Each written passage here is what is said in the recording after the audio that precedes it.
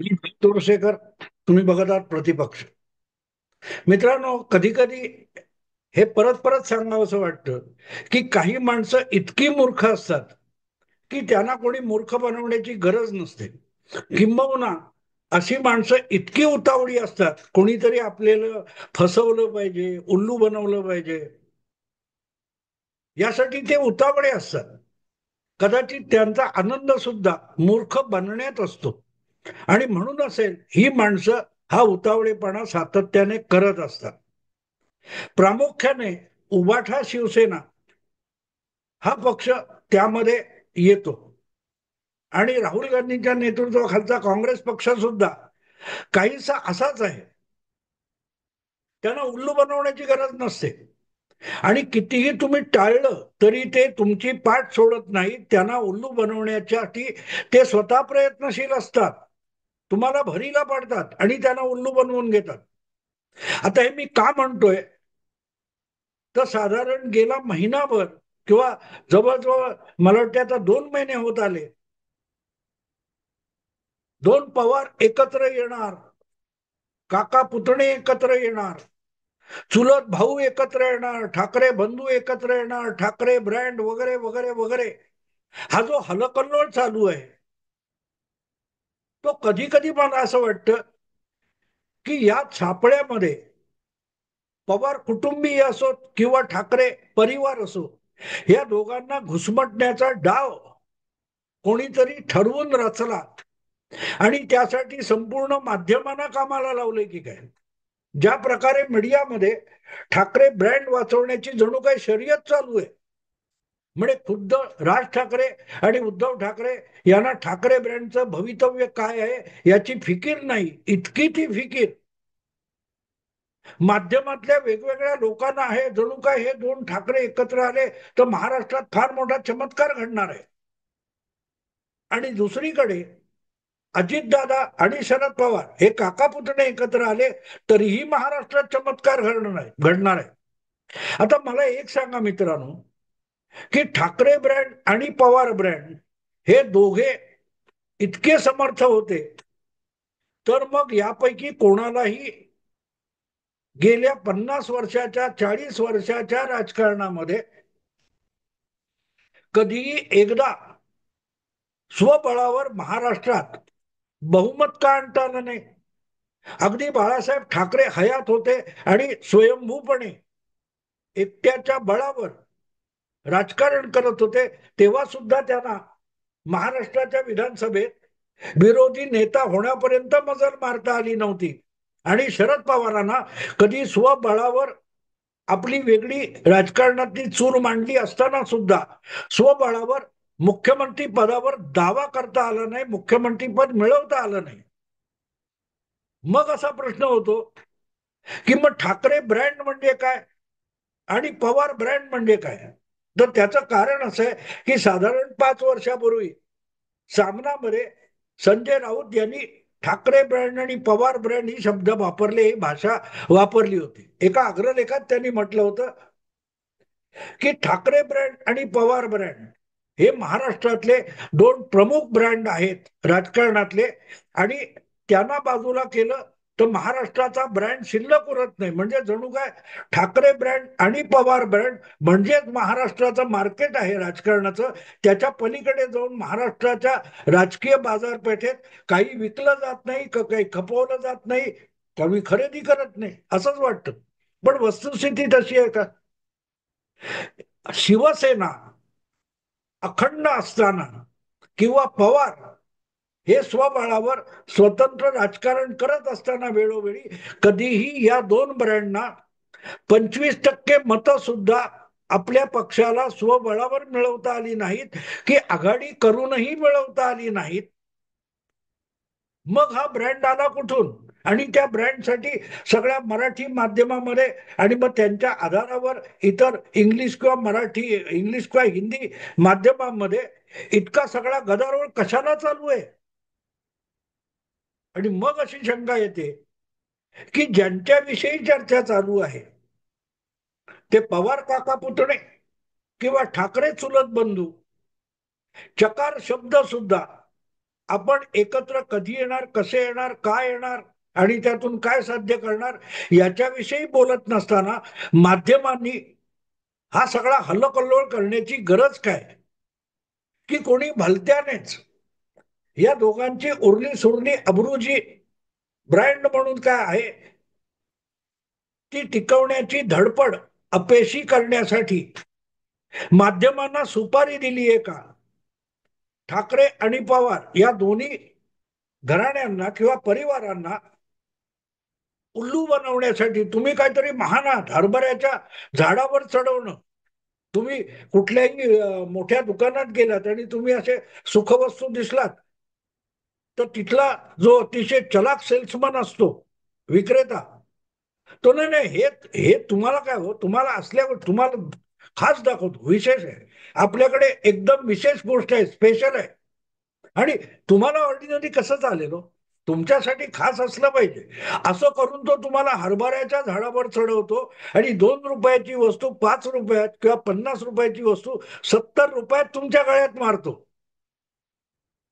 माध्यमात ठाकरे आणि पवार ब्रँड विषयी सध्या ज्या प्रकारचं मार्केटिंग चालू आहे ते मला वाटत नाही की पवार काका पुतणे किंवा ठाकरे चुलत बंधू यांनी हे मार्केटिंग केलंय असं मला वाटत नाही.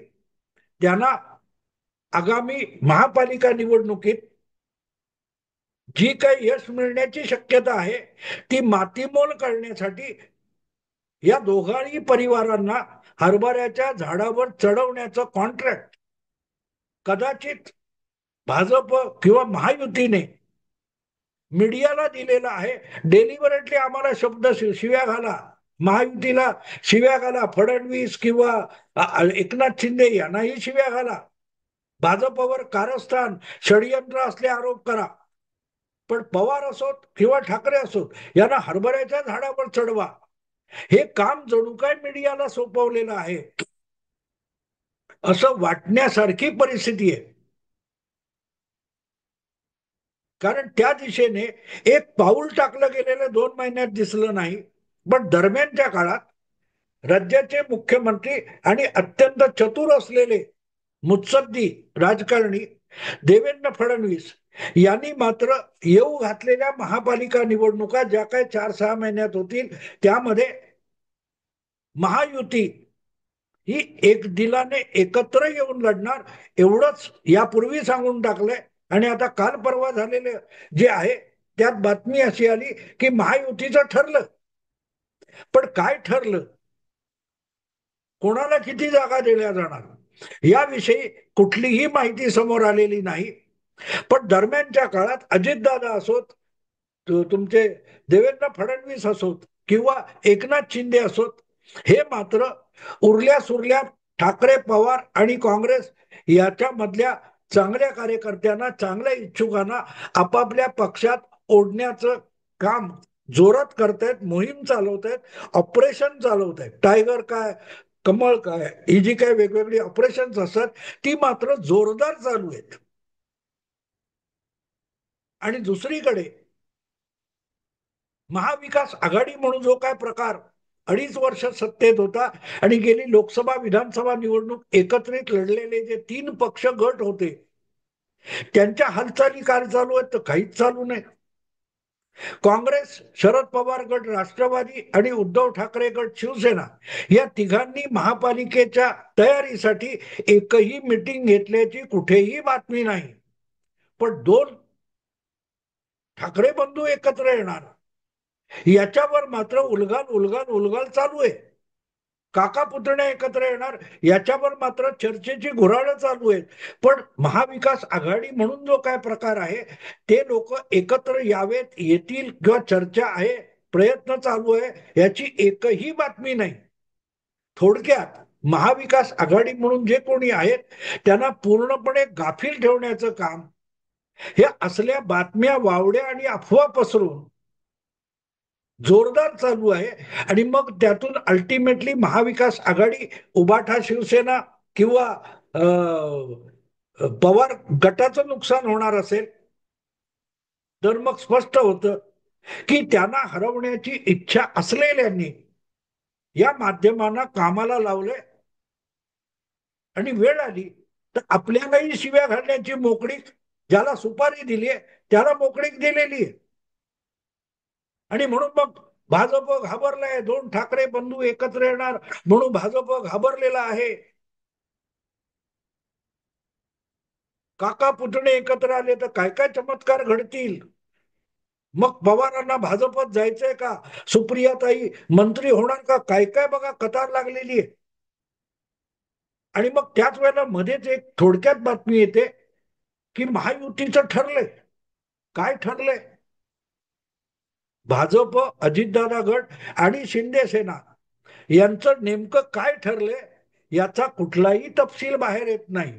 आणि म्हणून मग देवेंद्र फडणवीस यांच्यासारखा बिलंदर मुत्सद्दी माणूस महायुतीला विधानसभेप्रमाणे एकूण स्थानिक आणि महापालिका निवडणुकांमध्ये निर्विवाद यश मिळवण्याच्या दृष्टीने काय काय खेळी करू शकतो याकडे वळावं लागतं, त्याचा विचार करावा लागतो, त्याचा शोध घ्यावा लागतो. आणि तो शोध घेतला गेला किंवा तसा प्रयत्न केला तर एक गोष्ट समोर येते की जे उल्लू बनायला उतावळे आहेत, जे हरभऱ्याच्या झाडावर चढायला कायम उत्सुक असतात, त्यांना गवताच्या पात्यावर चढवायचं हे काम देवेंद्र फडणवीस उत्तम करू शकतात.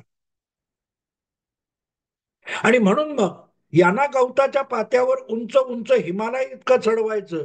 गवताचं पात जर 4 इंच 5 इंच नसतं तर हिमालया इतके उंच तुम्ही जाणार कसे, याचा विचार महाविकास आघाडीतल्या देवट्यांना होत नाही. आणि त्यामुळे त्यांना हरभऱ्याच्या झाडावर चढवणं सोपं असतं. आणि दुसरीकडे आपली सज्जता अशी करायची की यांना आपण कुठे हरलो, का हरलो आणि कशामुळे हरलो त्याचा सुद्धा पत्ता लागता कामा नये, इतकी सज्जता बाळगायची. आणि म्हणून मग महायुतीचं ठरलं म्हणजे काय याकडे वळावं लागतं. आणि त्यात सूत्र एकच आहे. तुम्हाला आठवत असेल विधानसभेच्या निवडणुकीच्या वेळेला अजितदादा, एकनाथ शिंदे, देवेंद्र फडणवीस यांच्यातून विस्तव जात नाही एकमेकाविरुद्ध, ते किती आहेत काय आहेत याची चर्चा जोरदार चालू होती. पण कुठलाही गवगवा होऊ न देता, आपल्यातले मतभेद समोर येऊ न देता सामंजस्याने भाजपने सर्वाधिक जागा लढवल्या. एकनाथ शिंदेना आवश्यक तितक्या जागा देण्यात आला, अजितदादांना सुद्धा भरपूर जागा देण्यात आला. आणि नुसतं भाजप मोठा पक्ष म्हणून निवडून आला नाही, तर आपल्या दोनही मित्र पक्षांना चांगल्या संख्येने आमदार निवडून आणण्यात भाजपने मदत केली. आणि ज्या वेळेला अशी परिस्थिती येते त्यावेळेला त्या मित्र पक्षांना सुद्धा पुढच्या काळातलं राजकारण करताना बारकाईने विचार करावा लागतो की आपलं कल्याण कशात आहे, आपला फायदा कशात आहे, आपल्या भविष्य कशात आहे. विधानसभेच्या यशानंतर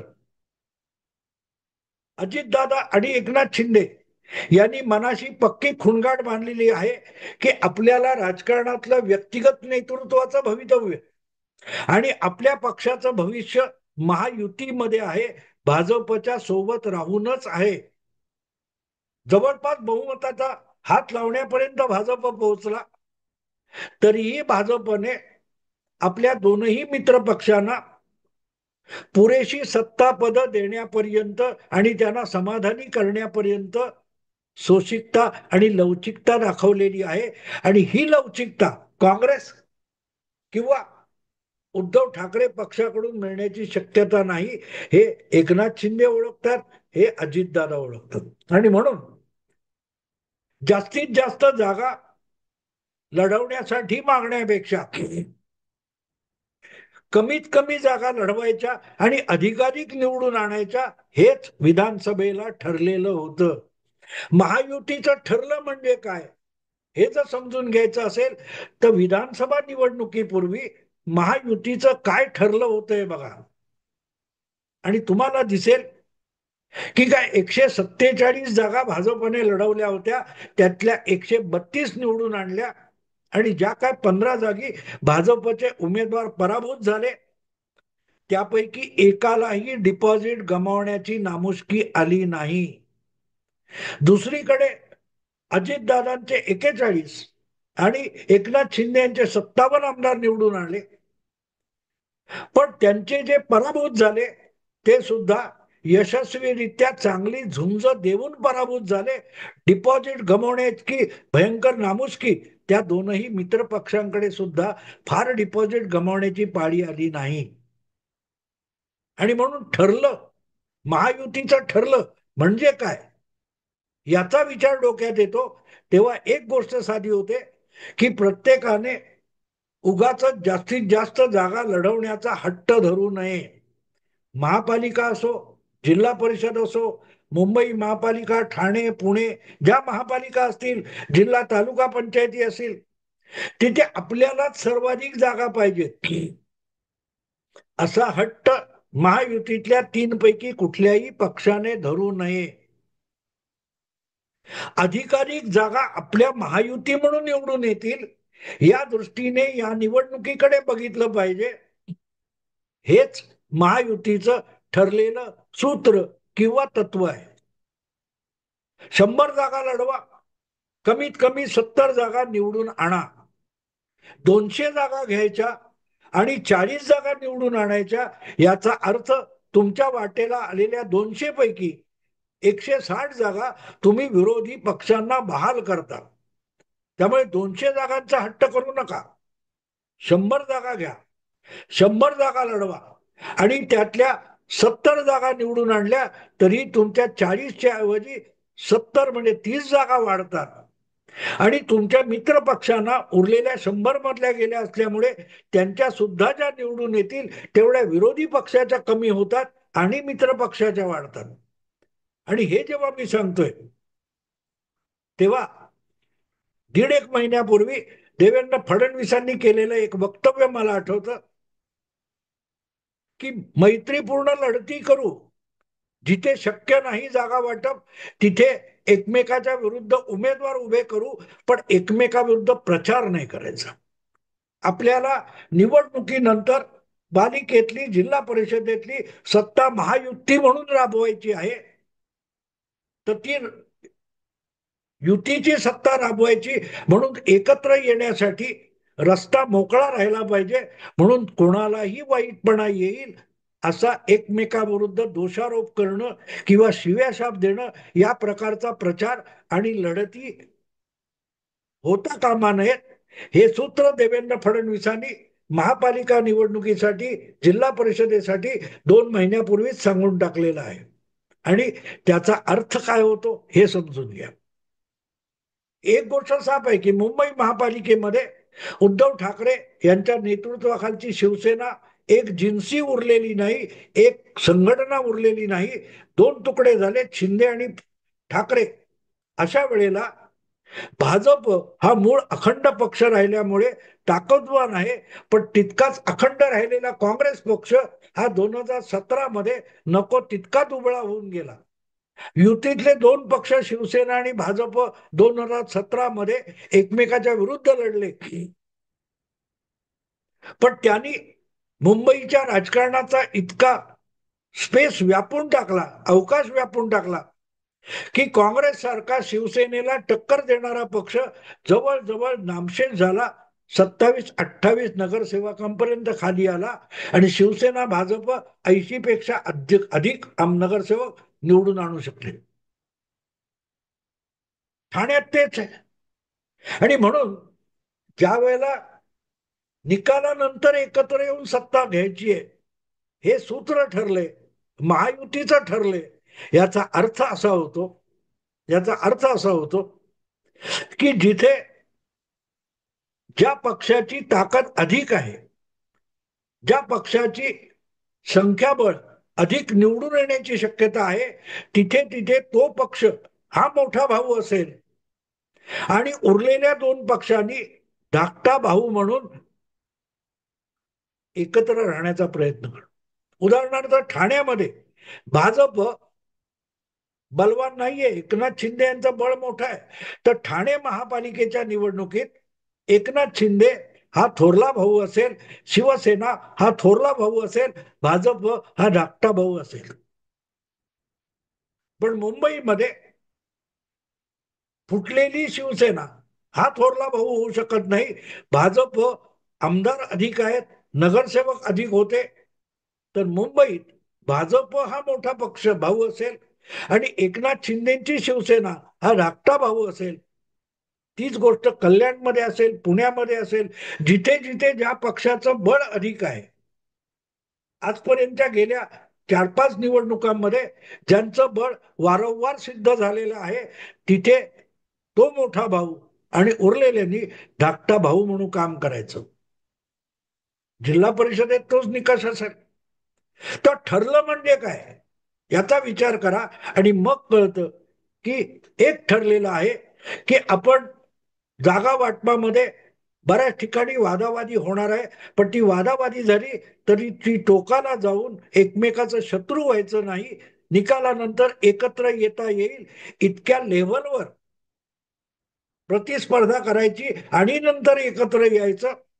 पण निवडणूक काळात असो, जागा वाटपात असो किंवा निवडणुकीनंतर निकालानंतर असो, महाविकास आघाडी किंवा त्यातल्या कुठल्याही पक्षाला आणि गटाला आपल्यापेक्षा मोठं आणि शिरजोर होऊ द्यायचं नाही, सावध होऊ द्यायचं नाही.